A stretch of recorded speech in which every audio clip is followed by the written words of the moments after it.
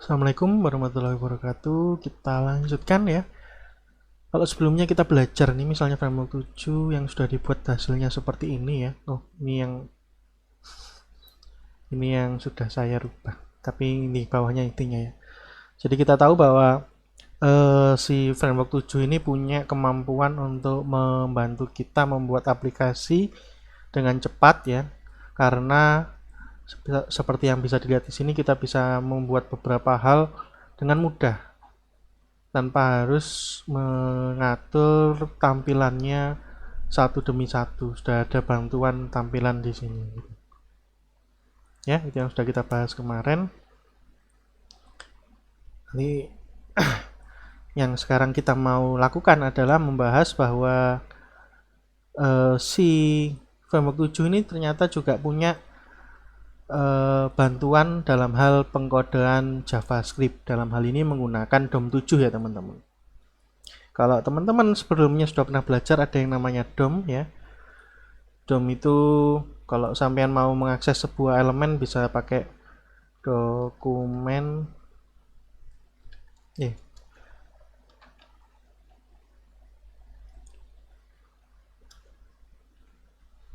gitu ya. Terus get elemen by misalnya ID gitu ya. Bisa seperti ini kalau pakai DOM biasa. Ya.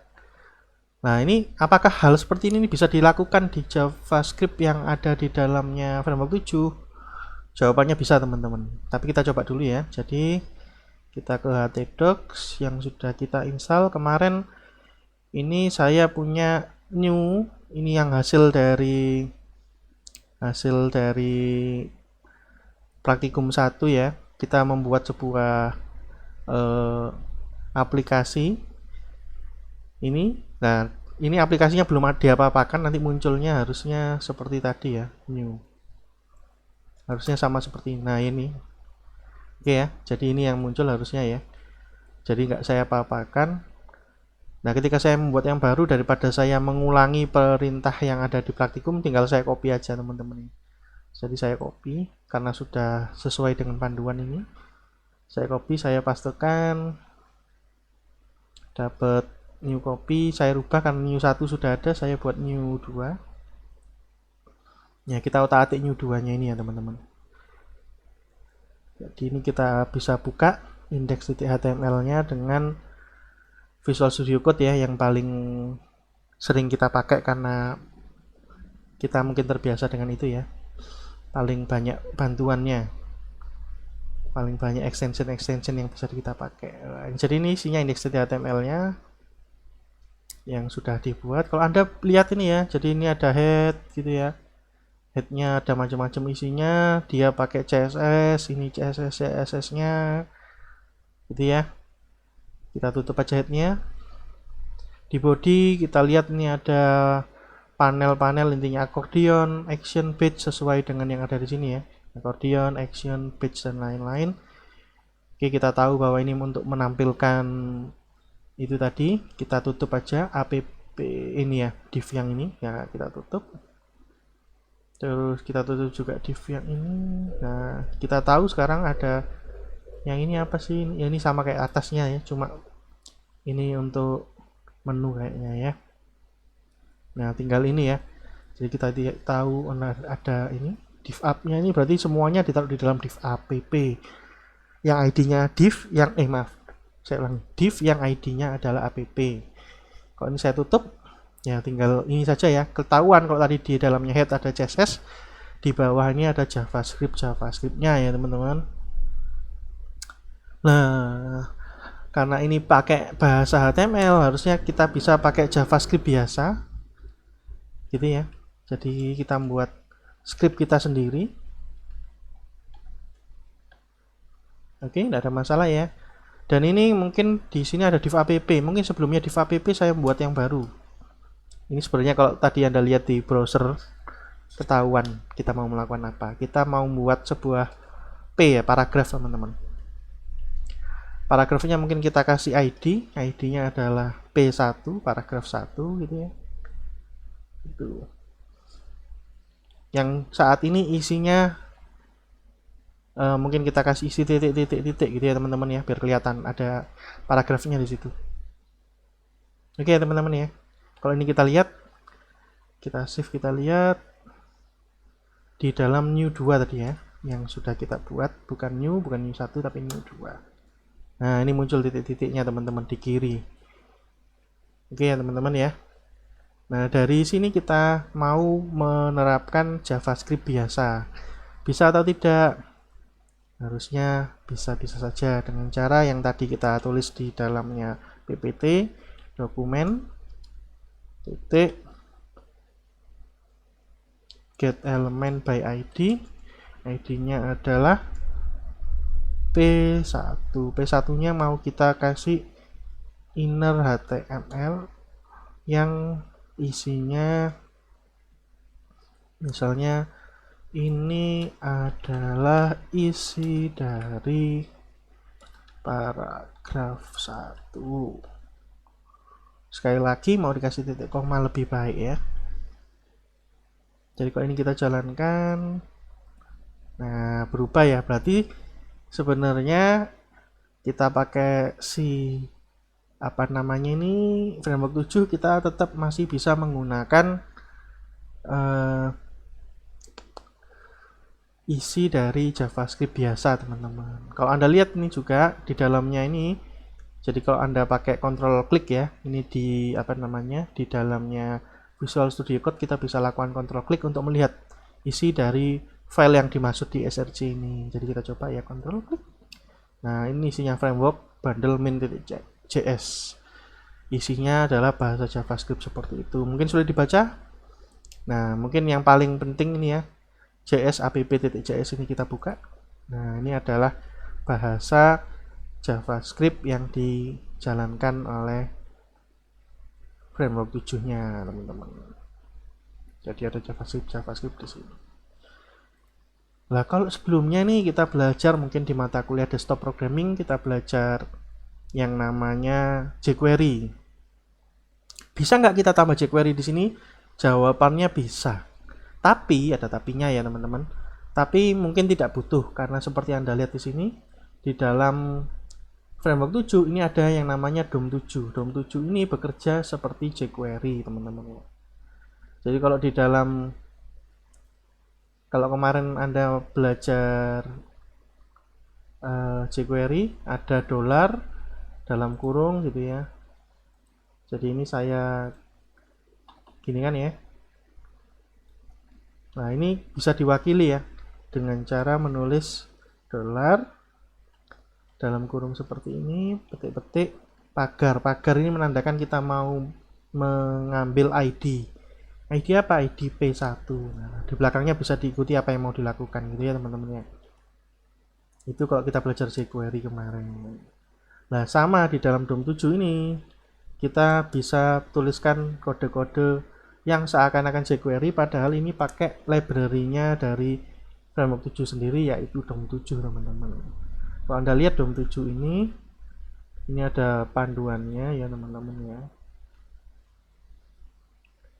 Nah, cara ini kelas-kelasnya ntar DOM 7-nya. Nah, kita cari DOM 7 coba.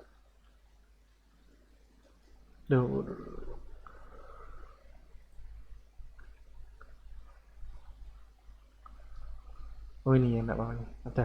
Jadi kalau mau pakai DOM 7 kita harus nuliskan dolar-dolar sama dengan DOM 7 teman-teman ya. Nah, masalahnya dari yang sudah dibuatkan oleh si framework 7 ternyata sudah ada ini teman-teman di dalamnya app.js. Nah, ini bukan pakai dolar-dolar tapi pakai dolar saja. Terus yang mana yang mau diikuti? Ya, nanti kita bahas. Tapi kenapa alasannya kita tadi di panduan kok pakai dolar 2 kali? Kenapa bukan dolar saja? Karena kalau kita pakai dolar 1 kali saja itu sama saja dengan yang dipakai di jQuery. Itu alasannya. Makanya perlu kita pakai ketika di panduan itu menyarankan pakai dolar-dolar gitu. Makanya gimana ngomongnya enaknya, biar tidak sama dengan jQuery, karena jQuery pakai dolar, maka DOM7 pakai dolar-dolar kalau sesuai panduannya. Tapi kenyataannya, di dalam hasil halaman jQuery yang sudah dibuat itu sudah menggunakan dolar saja, tidak pakai dolar-dolar. Konsekuensinya apa kalau pakai dolar saja? Ya, otomatis kita nggak bisa pakai jQuery. Apakah masalah? Sebenarnya tidak, ya. Jadi mana tadi? Jadi kalau DOM7 dan jQuery. Jadi sebenarnya DOM7 ini sudah mewakili sebagian besar ya fitur dari jQuery. Dan cara pakainya mirip dan hampir sama, anggap aja mirip dan hampir sama. Itu ya teman-teman. Mau pakai apa? Pagar untuk ID, titik untuk kelas dan lain-lain ya teman-teman. Kalau teman-teman lupa jQuery itu seperti apa, ya bisa nyari di channel ya. Oh, ini untuk desktop ya. Kalau di desktop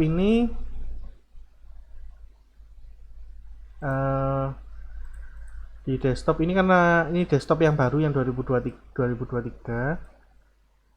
ini belum ada penjelasan mengenai jQuery, tapi di dalamnya kalau Anda lihat di playlistnya itu ada penjelasan tentang DOM. Jadi kalau Anda lupa mau belajar tentang DOM bisa dicari ya di channelnya siapa ini? HMP Unwaha kalau nggak salahnya. HMP Informatika Unwaha itu ya. Silahkan dicari di channel itu yang video ketiga desktop ini tentang DOM teman-teman. Kalau mau belajar tentang DOM, monggo, ini baru dibuat kemarin. Terus kalau yang sebelumnya kalau nggak salah masuk di Google Drive ya videonya, nggak masuk ke YouTube. Jadi monggo kalau mau nyari video tentang jQuery dari yang sudah kita pelajari sebelumnya, videonya mungkin ada di Google Drive, bisa dibuka di e-learning sebelumnya. Di e-learningnya mungkin ada link menuju ke penjelasan tentang jQuery.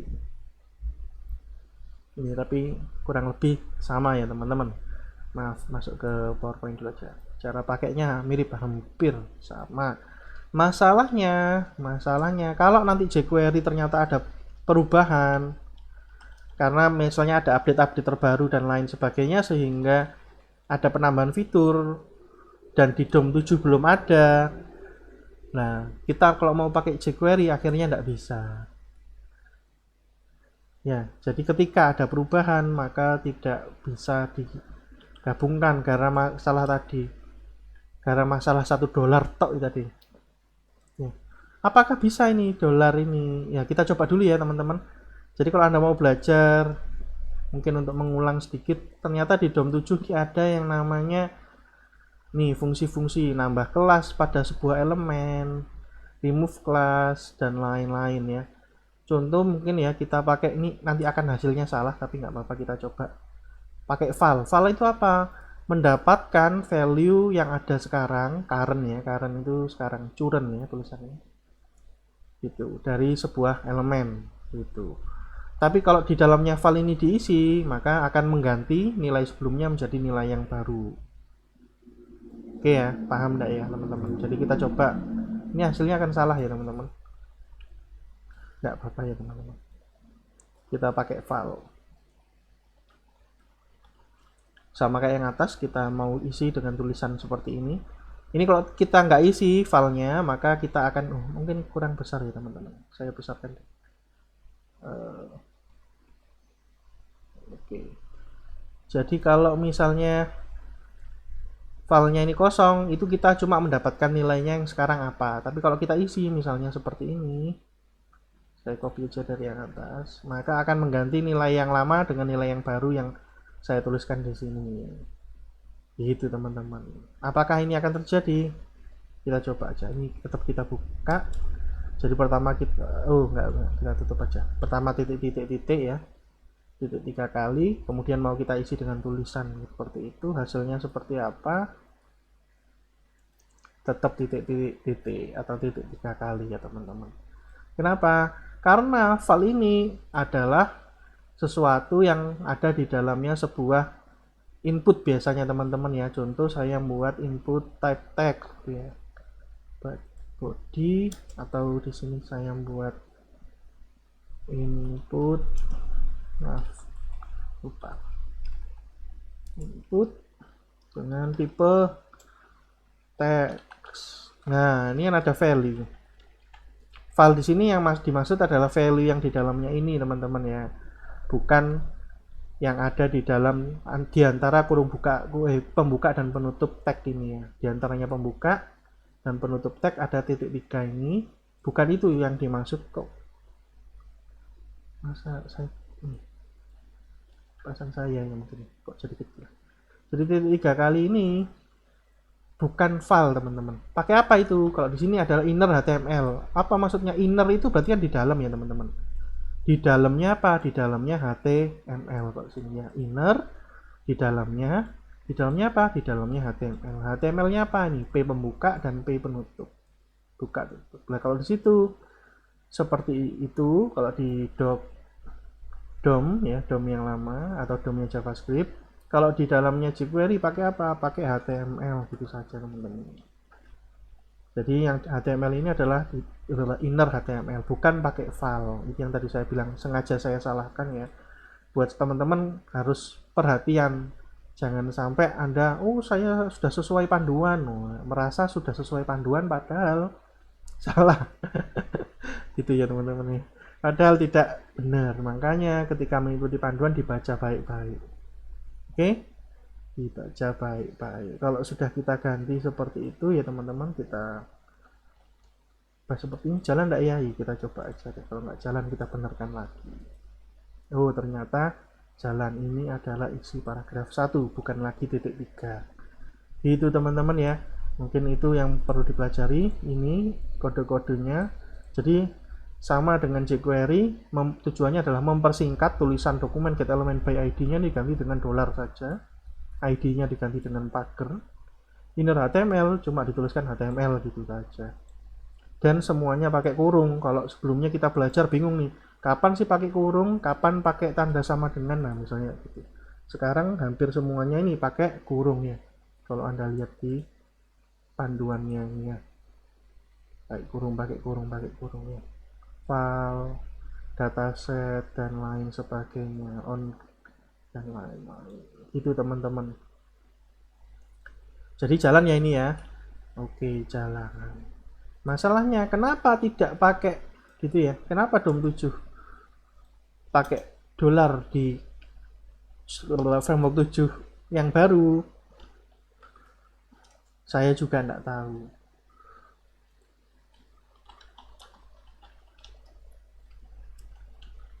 Yang jelas ketika saya ganti, jadi kalau di panduan ya, kita lihat panduan ya, maaf, kita lihat dari atas teman-teman, ternyata pakai $-nya 2 kali ya. Kalau gitu bisa dong Pak, diganti saja.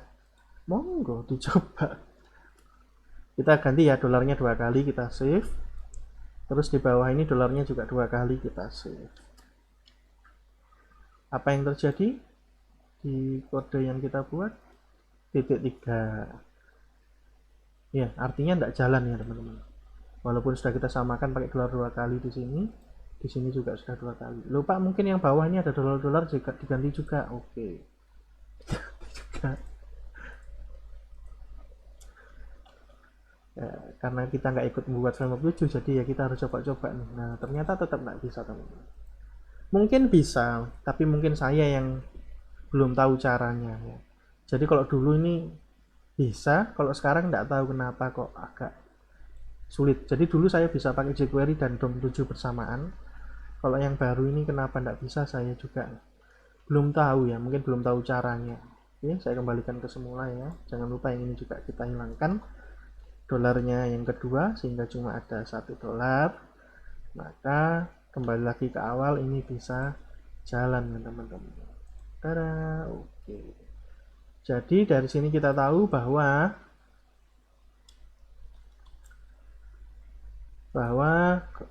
framework 7 itu selain membantu kita membuat tampilan, jadi framework 7 juga membantu kita mempersingkat penulisan JavaScript. Jadi kalau Anda bisa menarik kesimpulan gitu ya dari yang sudah dipelajari sebelumnya, mungkin framework 7 ini adalah gabungan dari Bootstrap dan jQuery yang digabung jadi satu. Mungkin seperti itu ya teman-teman.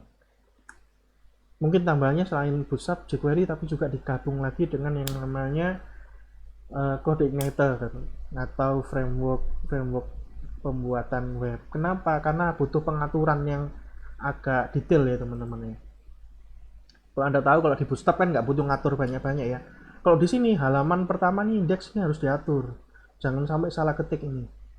Ya, semua JavaScript-nya, terus di atas ini semua CSS-nya jangan sampai salah ketik. Terus apa namanya? Harus connect ke file yang mana? Filenya lokasinya di mana harus diatur kan gitu ya. Oh, gini gitu ya. Jadi mungkin lebih mirip juga dengan CodeIgniter, jadi gabungan ya kalau bisa ditulis itu ya.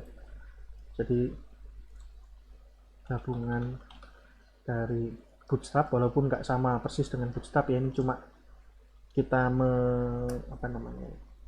menarik kesimpulan aja, mirip gitu ya. Bootstrap, terus jQuery, terus CodeIgniter atau Laravel lah.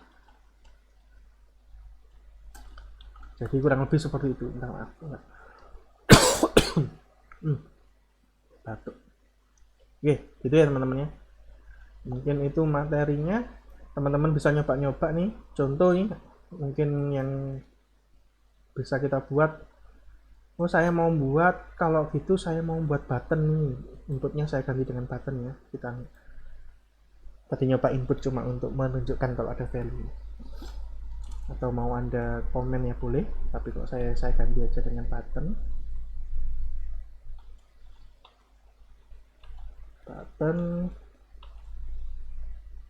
Kenapa nggak otomatis dikasih garis penutup? Nggak tahu. Tengah-tengahnya ini yang muncul ya, mungkin saya tulis fill the paragraph gitu ya. Jadi paragrafnya harusnya diisi ketika tombolnya ditekan. Kita kasih ID-nya sama dengan btn1. Mungkin kita kasih on click ya teman-teman. On click sama dengan nama fungsinya. Fungsinya mungkin fill par1. Buka kurung tutupnya jangan lupa ya. Kalau di dalam on click ini dikasih nama fungsi lalu kurung buka kurung tutup. Lalu kita panggil fill par satunya, jadi saya copy. Par ini paragraf ya teman-teman. Jadi kita buat fungsi di dalamnya script ini. Ini kita komen dulu aja, nggak kita pakai sekarang. Nanti kita bisa tinggal copy ya. Kita buat apa? Function ini ya. Jadi nggak usah ngetik lagi, bisa tinggal tulisannya function. Bahasa Indonesia pion gitu ya. Oke. Mungkin kita kasih ini ya, jadi ini nggak akan jalan secara otomatis ketika namanya di load, tapi harus ditekan dulu tombolnya baru jadi misi ini. Teman-teman bisa nyoba-nyoba ya teman-teman, jangan lupa ketika belajar itu nyoba-nyoba. Kalau nggak dicoba ya bisa ya, jadi pertama di titik gitu. Kalau nggak nyoba kita nggak akan paham. Jadi paham itu didapatkan ketika kita melakukan eksperimen berkali-kali, ketika terjadi kegagalan dibetulkan dan seterusnya baru kita paham. Mungkin kita buat variabel nih, variabel global aja, bisa var, bisa let, silakan. Misalnya buttonnya itu sudah diklik atau belum, kita tandai dengan is on gitu ya, apakah on gitu, O nya besar atau gimana sih, is on pakai ini, is on sama dengan 0. Jadi pertama on nya adalah 0 atau tidak on gitu ya teman-teman. Nah ketika tombolnya ditekan, on nya kita rubah jadi 1 kan gitu ya, bukan kita rubah jadi 1 semua, tapi kita tambah 1 dengan cara apa, plus ya teman-teman ya, betul ya, kita tambah 1 tambah 1 tambah terus tuh. Tapi kan kalau harusnya 0 jadi 1 ketika ditekan, nah saya maunya kalau ditekan lagi jadi 0, nggak jadi 2 kan gitu. Kalau ditambah 1 terus kan nanti 0 1 2 3 4 5 6 dan seterusnya. Saya maunya 0 ke 1 1 ke 0 lagi.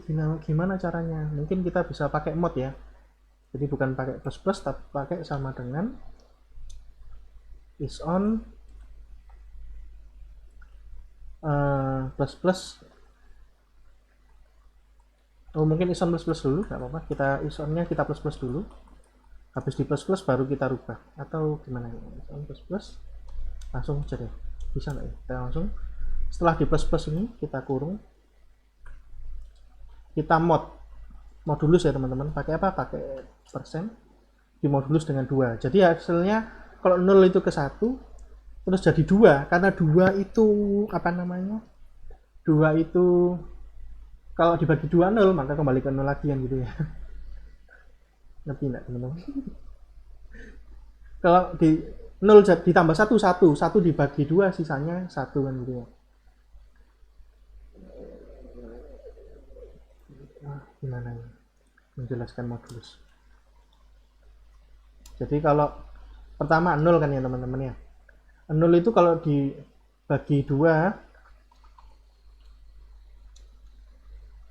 sisanya ya 0 ya, enggak ada sisanya.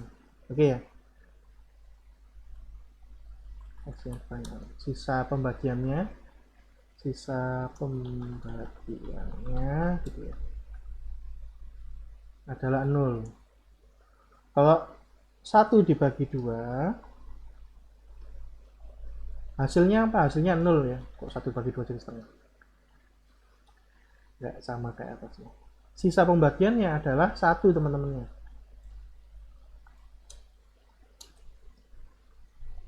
Betul ya? Nah kalau 2 dibagi 2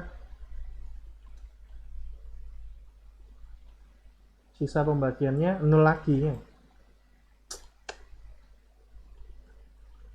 Karena 2 dibagi 2 kan habis. Gitu ya teman-teman. Kurang lebih seperti itulah ya. Walaupun 0 dibagi 2 ini agak tanda tanya. Tidak apa-apa. Kurang lebih gitu sih. Nah, ketika is on-nya ini berarti 0, pertama kali kan 0 ya. Kita masuk ke sini jadi 1 karena di plus, atau kita plusnya di belakang, plus is on gitu ya. Terus ketika ditekan lagi kan jadi 1 ya, 1 ditekan masuk sini jadi 2 dimodulus 2 jadi 0, jadi kembali ke 0 lagi. Ini kurang lebih kayak gitulah deh teman-teman. Terus kita if ya, kalau is on nya sama dengan 1 maka ditulis seperti ini,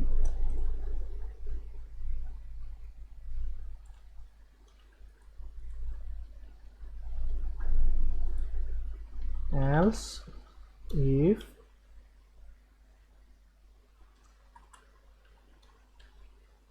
is on nya sama dengan, kita tulis dulu dari bawah ini karena sudah lanjut copy paste, jadi titik 3 lagi, ini saya copy lagi yang atas, sama dengan 0. Jadi kalau 0 kembali ke titik-titik lagi. Jalan enggak tahu, coba aja. Jadi titik 3 ditekan jadi paragraf, ditekan jadi titik 3 lagi, gitu terus ya. Ya, jadi silahkan dimain-mainkan ya teman-teman, tentang JavaScript yang ada di dalamnya framework 7 ini. Jadi ini nggak cuma bisa jalan di bahasanya framework 7 aja, kita bisa membuat kode JavaScript kita sendiri teman-teman.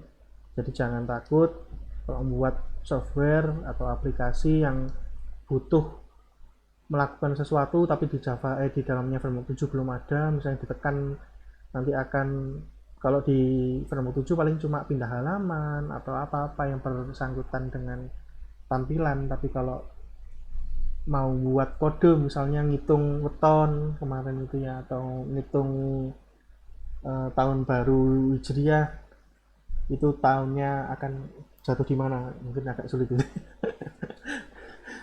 Tapi mungkin ya pokoknya sesuatu yang bisa dihitung, misalnya zakat, terus apalagi umur dan lain-lain, itu kan butuh JavaScript kita sendiri. Nah ini kita bisa buat nih, mungkin contohnya seperti ini ya teman-teman.